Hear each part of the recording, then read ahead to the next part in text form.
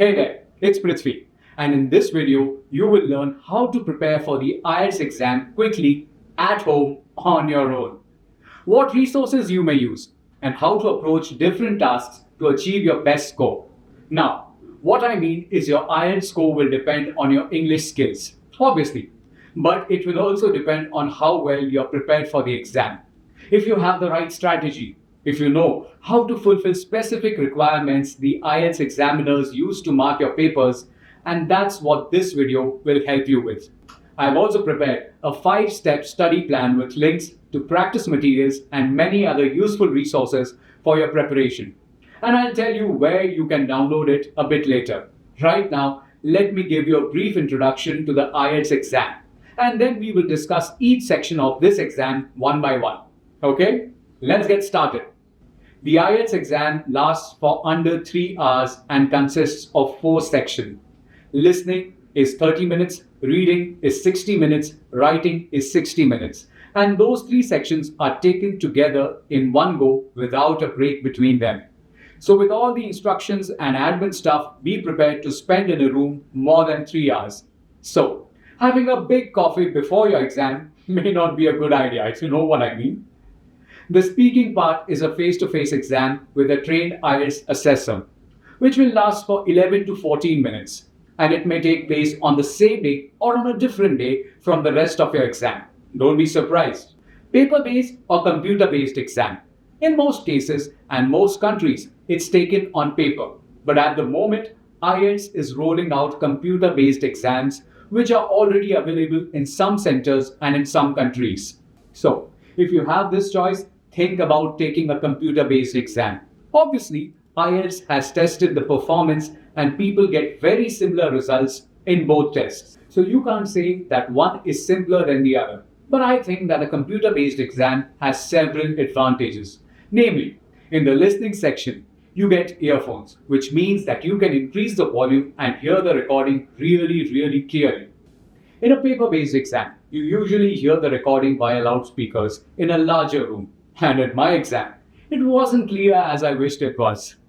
And point number 3, a crucial point in my opinion. If you type fast, you can finish your essays more quickly.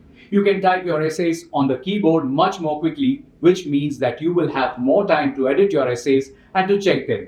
You can type your essays on the keyboard much more quickly, which means that you will have more time to edit your essays and check them. You also don't need to worry about the word count. You have an automatic word count on the screen. And you don't need to worry about your handwriting. Of course, it works both ways. And if you're not a fast typer, you may be better off taking a paper-based exam. But you have the choice. Think about it. The number one thing you should do when you begin your IELTS preparation is take the official IELTS practice tests. I mean take the official tests because that's the only way to guarantee that the difficulty of the test is going to be similar to what you're going to have on the exam day. Luckily, a couple of tests are available for free on the British Council website and the IELTS organization website. You can find full tests at centers held by IDP, and you can also find the tasks in the computer-based format and check if you like this new format of the test or not. You can find full tests at centers held by IDP, and you can also find tasks in the computer-based format and check if you like this new format of the test or not. I'm going to link all these resources in the 5-step study plan, which you can download if you follow the link in the description box below.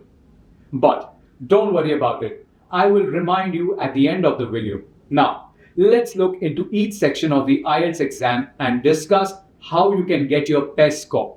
IELTS listening lasts for 30 minutes.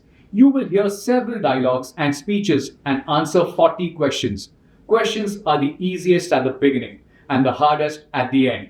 Actually, few people answer all questions correctly. I would consider that those who do have expert listening skills. Most people make a few mistakes, and that's alright.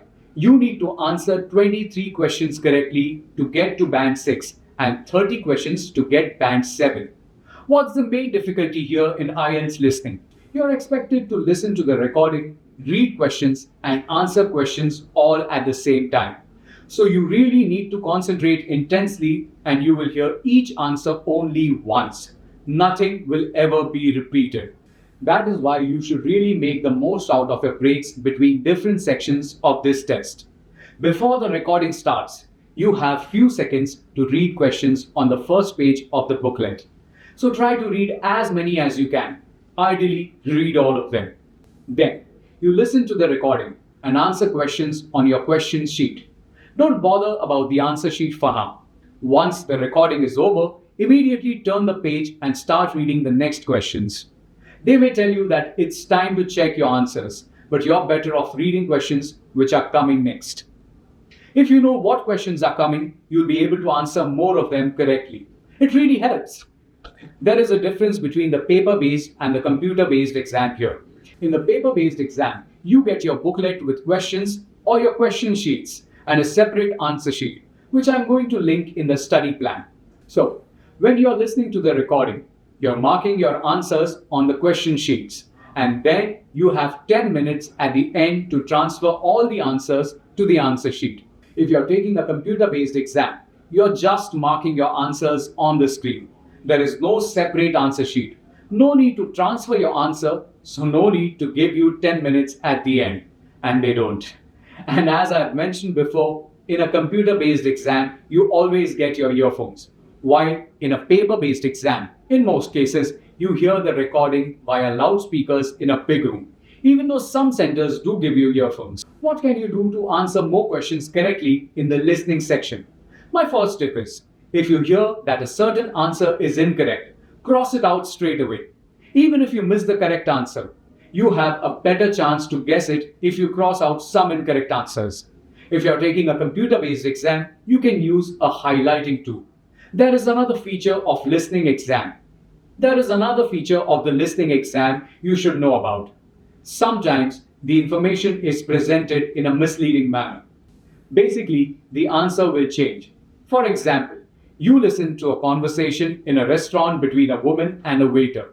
She wants to order a starter and she asks what starters are available. The waiter names several and she says, "Okay, I would like to have some bread." The waiter says, "Oh, I'm sorry, we really don't have bread today. Would you like to take olives instead?" She says, "Yes." "Oh no, probably I'll have some fish." So you see, the answer changes several times. When you're listening to the recording, don't relax too early. There is always a task to write down a telephone number. For example, my telephone number is 784-11777. So O is 0. Remember James Bond 007? So 00 is 2 zeros and 777 is 777. You always need to spell names or surnames, and the spelling will be more complex than you're expecting. So check what each letter of the English alphabet is called beforehand. For example, this letter is called Z in British English and Z in American English. I have more tips about IELTS listening in a separate video, which I'm going to link in the description box below. And now, let's move on and talk about the next section of our exam. IELTS reading. Academic IELTS. You'll be given 3 long, complex academic passages of test.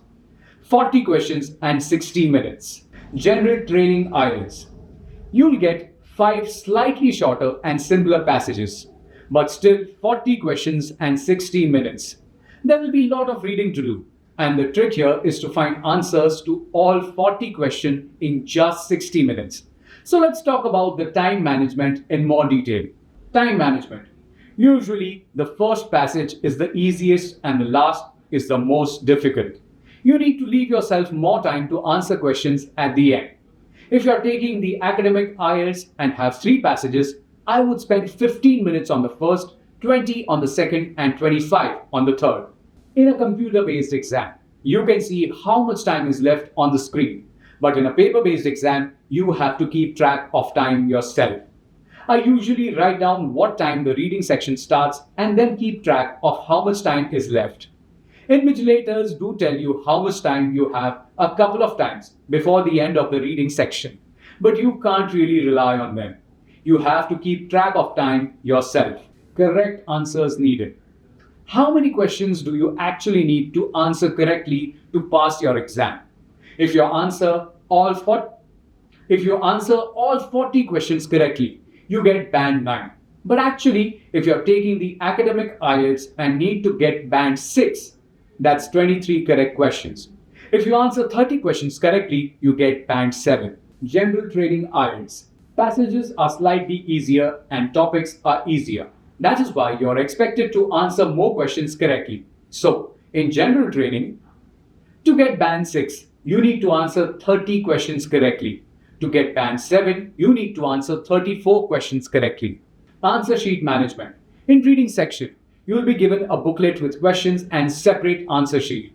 But there will be no extra time at the end to transfer your answers. So you have to do it in 60 minutes. I usually mark my answers on the question sheets first, but once I've answered a section of questions, I transfer all the answers to the answer sheet and then I start working on the next section. I don't leave this process until end. In my exam, there was a girl who was filling her answers in the last seconds of the exam, and then it was the end. She continued doing that, and the invigilator came up and just crossed out the last 5 answers. So be careful and transfer your answers in advance.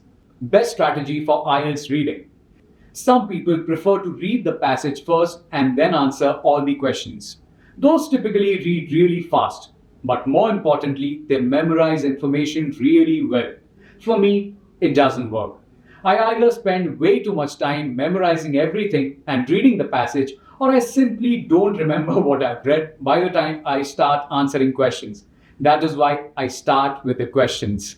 I quickly look through the questions in the first section. Then I carefully read about the first question. When I start reading the passage, I quickly look for the answer.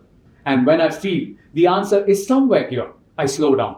I reread the sentence to understand it better, find my answer, read the second question, resume reading the passage, and so on. Order of questions. Do all the questions follow the same order? Most do, some don't. But if you look through the whole section of questions, you will notice it pretty quickly. I've also done my research into what questions do follow the same order as the information is presented in the text and which don't. I'm talking about different types of IELTS reading questions, and I've made a video about it. I'm going to link the video in the description box in case you're interested. Highlighting key information. IELTS reading, especially IELTS academic reading, covers quite complex topics. And unless you're an expert user of English, you won't be able to understand everything. But you don't need to. Highlighting keywords also helps you to keep concentrated on what you're actually looking for. Another tip is when you're reading the passage, highlight any names, surnames, dates, names of scientific theories or specific terms. It's likely there will be questions about them. And if you've highlighted them already, you'll be able to locate the sentence and find your answer much more quickly. If you're taking a paper-based exam, simply use your pencil to highlight. You are allowed to write on the booklet. If you're taking a computer-based exam, there will be a function to highlight any bits of your passage in the question. If you're taking a computer-based exam, there will be a function to highlight any bits of your passage or in the question. Let's talk about the 2 most difficult types of tasks in IELTS reading. In my opinion, first one is true-false, not given. That's where you are given a statement. And then you need to decide if the statement is true according to the information in your passage, or if it's false, or simply the information wasn't provided in the passage and you can't say if it's true or false. In this case, it's not given. You need to decide if this statement is true or false. Scientists experimented with containers of different sizes. I'll give you the sentence where the answer is. For the member effect, I'll give you the sentence where the answer is. For the member effect to be noticed, the container must be large enough to allow a free circulation of water to take place. Have scientists experimented with containers of different sizes? We simply know that the container should be large enough, but we don't know if they've tried containers of different sizes or not. So the answer is not given here. It was relatively simple, but sometimes it's really hard to say if it's true or not given, or if it's false or not given. Usually, if I make a couple of mistakes in reading, that's the type of questions where I make them. I've analyzed my mistakes and they typically happen when I start overthinking the question. When you think you found the right answer, go for it. The next type of tasks I want to mention are matching headings and matching paragraphs. The task would read, choose the correct heading for each paragraph from the list of headings below. And the second type is matching paragraphs, which paragraph contains the following information. Both are very familiar. Both are very similar. And to answer these types of tasks, you need to read the whole passage first, and answers will not come in order. What I usually do when I see this type of task is to go and answer all other questions about the same passage and then come back to this task. It means by the time I start, I've already read the whole passage, so I know what's about it. It means by the time I start, I've already read the whole passage, so I know what it's about. I look through the headings. I look through all the headings of all the statements and check if I know any of the answers straight away. Mark them, then come back to the question I'm not certain about and start looking for answers. Once I've found all the answers, I check them. Sometimes you are only allowed to use each heading or each statement only once. So, I can check if I repeat any of the headings. That would be an obvious mistake. Sometimes you may use them more than once, and then you can't really do that. But I only transfer answers to the answer sheet once I've answered all the questions from this section. Okay, so in this video, we've talked about IELTS listening and reading. Good luck with your exam.